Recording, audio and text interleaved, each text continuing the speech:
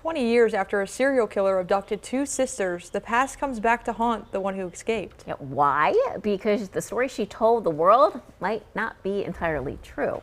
Avery Bishop has written his darkest book yet, and he's joining us for an author spotlight. That new thriller book is The Girls in the Dark. He's sharing more about it this morning. Like I said, this is your darkest book yet. Why? Like what goes on in this book? Well, first, thank you for having me. But this is what they call a dual timeline novel. So we have a present day story, and then we have the past. We have basically, we're seeing what happens to the sisters the day they're abducted, to their time away, to the night one of them escapes.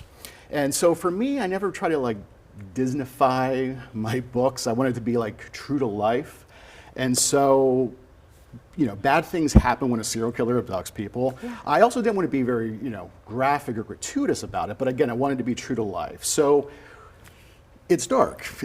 Yeah. Gotcha. And the main character in the story writes a book about being in a dungeon. So tell me a little bit about what inspired the story of this book. So yeah, so when she escapes, obviously, as I'm sure you can imagine, her story becomes nationwide news. Sure. You know, Hollywood comes calling, publishers want to do a book about it. So she ends up telling her story in a novel. No, I'm sorry, not a novel. She starts it's like a memoir. Mm-hmm. And the only people that could really dispute what she puts in there is the serial killer, and he's not going to come forward. And then there was also her sister, who at that point they believe is maybe dead. And so I was really inspired kind of like by like James Frey's A Million Little Pieces, or Tara Westover's Educated, those types of memoirs that are really big, that get disputed. Now, obviously one more so than the other, but there are people, because memory is a fickle thing. What one person remembers, other people don't. But again, this is a situation where there's nobody to dispute what happens to her, and we find out that the story that she tells might not be 100% accurate. And then after all this time, again, the past is coming back because she has a secret that no one but her sister or the serial killer would know. Sounds really good. It does sound good. It sounds really, really good. You have some appearances coming up. What is this weekend?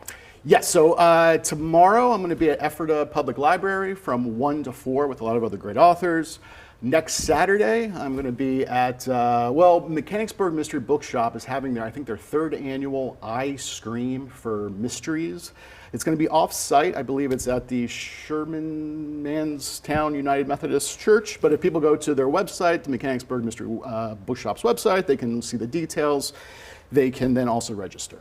Very good. And this book is available as an ebook and an audiobook. Tell us a little bit about the narrator, as well as where else we can get the book. So I'm a big audiobook fan. Like certain narrators I absolutely love. Brittany Presley, if anybody's familiar with her, who listened to a lot of thrillers, she's amazing, and very fortunate that she was able to narrate this novel. She does a fantastic job. Good for you.